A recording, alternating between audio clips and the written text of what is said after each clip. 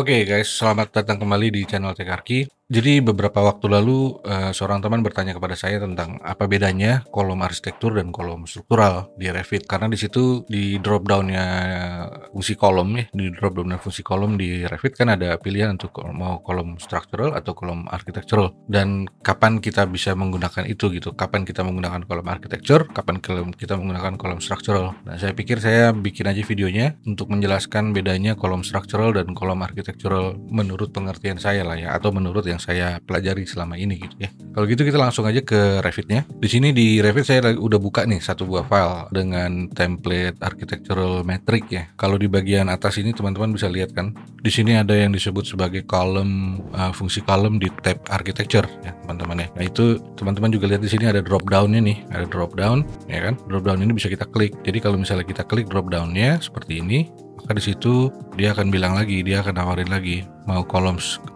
structural atau structural column atau kolom architectural. Jadi sekarang saya mau pakai dua-duanya ya. Kita mau ambil dua-duanya. Structural column. Ini sekarang saya lagi klik ini structural column ya. Lalu di sini lihat option barnya berubah menjadi seperti ini. Lalu di sini di bagian properties dengan template yang saya gunakan dia punya satu buah kolom structural, yaitu kolom baja ini nih, universal column ini nih. Jadi kalau saya klik di sini aja ya misalnya ya. Nah, ini.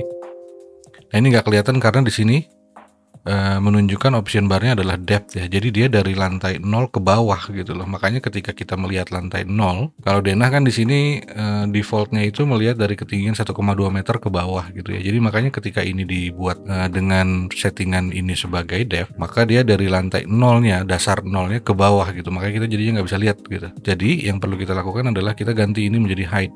Kalau kita ganti ini menjadi height, maka dari lantai 0, dasarnya 0 itu ke atas, sehingga terpotong di 1,2 sehingga kita bisa lihat. Jadi seperti itu teman-teman. Nah, ini kalau saya ganti menjadi height, ketika saya letakkan di sini maka kita bisa lihat ya. Nah, ini adalah kolom structural ya. Ingat-ingat ya teman-teman ya. Ini adalah kolom structural nih. Lalu kalau saya masuk lagi ke kolom fungsi kolom, lalu saya masukin ke, kita ambil kolom architectural nih sekarang. Kita kolom architectural. Di sini saya letakkan aja di sebelahnya lah ya di sini. Dengan ukuran 450 kali 600. Di sini ada beberapa ukuran ya.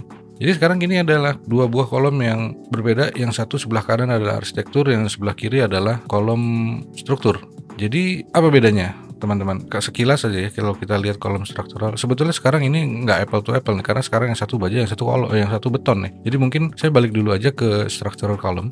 Di sini saya mau load aja kolom beton lah ya, biar sama gitu. Di sini saya mau masuk ke library-nya structural column, lalu saya ambil concrete. Lalu saya ambil concrete rectangular column yang ini nih. Saya ambil ini, lalu saya letakkan di sini. 300 kali 450 nih sekarang. Ada yang sama nggak ya? 400. Nah, ini sama nih, 450 kali 600. Jadi ini saya delete dulu. Oke, sekarang ini adalah structural column. Yang biru adalah architectural column, jadi beda ya. Oke, sekarang kita lihat dari propertiesnya dulu. Properties, kalau kita klik yang bagian structural column, ya, kita lihat di sini ada beberapa parameter. Lalu di sini ada material and finishes. Lalu di sini ada tab untuk structural. Jadi ada analisa strukturalnya juga nih, rebarnya dan sebagainya. Lalu kalau kita klik di propertiesnya column architecture, cuman ini aja. Jadi hanya parameter-parameter ini aja. So artinya kalau dalam hal analisa beban dan sebagainya, tentunya kolom ini adalah punya lebih banyak parameter ya. Untuk perhitungan struktural dan segala macam ya, tentunya teman-teman bisa mengandalkan yang kolom struktural ini daripada kolom arsitektural gitu ya teman-teman. Jadi itu satu. Lalu kemudian sekarang mengenai perilakunya atau behaviornya ya teman-teman. Kalau saya sekarang kemarin ya ke wall nih ya, saya mau pastiin dulu di sini saya pakai detail levelnya define. Mungkin di sini skalanya kita skala 150 aja. Kalau saya klik thin line ini, thicknessnya kita bisa lihat seperti itu thicknessnya. Sekarang kalau misalnya di sini saya mau bikin sebuah dinding aja deh, dinding baru gampang aja, duplicate aja, katakan ini dinding bata ringan. Lalu saya buat aja di sini finishingnya adalah plaster seperti seperti itu, lalu saya klik OK. Yang nomor 2 ini saya hapus. Lalu di sini strukturnya adalah concrete masonry unit, saya biarin aja. Finish yang bawahnya adalah plaster juga. Di sini dengan ketebalan 25 gitu ya. Sini juga 25. Jadi ada 150. Jadi 100 untuk strukturnya, 25 untuk plaster, 25 untuk plaster. Jadi terlihatnya secara preview akan seperti itu. Lalu saya OK-kan aja dulu nih. Lalu saya buat garis di sini untuk menggambarkan dinding. Nah, seperti itu, teman-teman. Di sini sebelah kanan saya buat dinding lagi. Nah, seperti ini. Ya. Jadi sekarang kita udah punya 2 buah dinding. Perhatikan yang terjadi kalau misalnya saya letakkan kolom ini di dalam dindingnya gitu ya. Jadi seperti ini misalnya. Ketika ini saya geser masuk kemari. Ingat ini adalah kolom struktur ya. Kita geser ini kemari. Yang terjadi adalah seperti ini, seperti yang kalian lihat di sini ya. Kolom dengan materialnya, dinding ini bata dan material pelapisnya plesteran. Ketika bertemu dengan kolom struktur ini, dia menjadi seperti ini. Lalu kalau misalnya kolom arsitektur ini saya geser masuk ke dalam dinding, seperti ini, klik. Perhatikan yang terjadi teman-teman. Si finishing jadi keikut, ini menjadi plesteran, ini menjadi plesteran, dan ini menjadi bata ringan gitu. Kolom arsitektur tuh nature-nya seperti itu secara perilaku, jadi teman-teman. Jadi berbeda dengan perilakunya si kolom baja gitu. Gimana kalian mau menggunakan ini ya terserah kalian, sesuai dengan kebutuhannya seperti apa gitu. Jadi macam-macam, karena kalau misalnya kolom structural dan kolom ini digunakan bareng gitu. Kalau misalnya kita mau menggunakan kolom komposit, dalam desain kita pakai kolom komposit gitu yang dalamnya kolom baja gitu ya. Lalu kemudian diselubungi dengan konkrit gitu. Mungkin kalian bisa pakai ini dua-duanya gitu ya. Misalnya saya copy ya kemari. Kolom structural ini saya ganti menjadi baja yang ada aja nih seperti ini gitu. Lalu kemudian saya buat copy juga di sini. Lalu ini saya masukkan ke tengah-tengahnya si kolom seperti ini sebagai kolom penyelubungnya gitu, sebagai kolom konkretnya gitu teman-teman. Jadi ini sekarang jadinya adalah 2 buah kolom nih, kolom struktur dan kolom arsitektur di dalam tempat yang sama, dan menjadi kolom komposit gitu teman-teman. Jadi begitu teman-teman. Jadi kalau misalnya mungkin salah satu penggunaannya adalah kalau mau membuat kolom komposit. Terus satu hal lagi yang mungkin teman-teman bisa perhatikan ya, di sini keterangannya seperti ini ya. Lalu kalau saya masuk ke edit type-nya, kalau saya masuk ke edit type, material and finishes-nya saya ganti menjadi let's say concrete, mungkin cast in place gitu ya, concrete cast in place. Lalu saya klik OK, apply, OK. Perhatikan di sini jadinya berubah kan ya, si hatchingnya berubah jadi materialnya material konkret sekarang. Kalau ini tadi kan by kategori nih gitu ya. Terus sekarang ini saya ganti jadi konkret. Lalu kemudian ini saya geser nih teman-teman. Saya masukkan ke dinding. Ini saya geser dulu ke bawah ya. Yang bawah, ingat-ingat yang bawah adalah kolom struktur ya. Lalu ini saya geser atau saya copy deh. Saya copy aja bagian kolom ininya aja ke dalam sini. Maka dia yang akan dia lakukan adalah dia menyesuaikan dengan ketika dia bersinggungan dengan dinding, dan ini malah menjadi bata ringan gitu.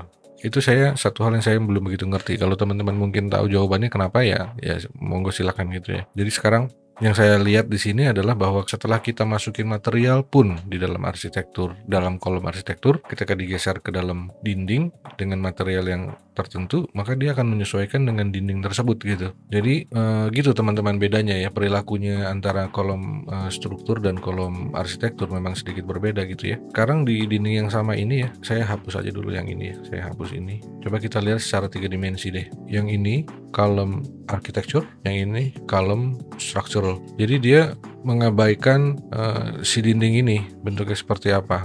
Ini saya WT untuk buka 2 window. Kita lihat di 3 dimensinya seperti ini sebelah kanan, dan 2 dimensinya di sebelah kiri ya. Jadi bedanya seperti itu teman-teman. Nah kalau saya potong di sini ya, saya slice aja deh, saya slice.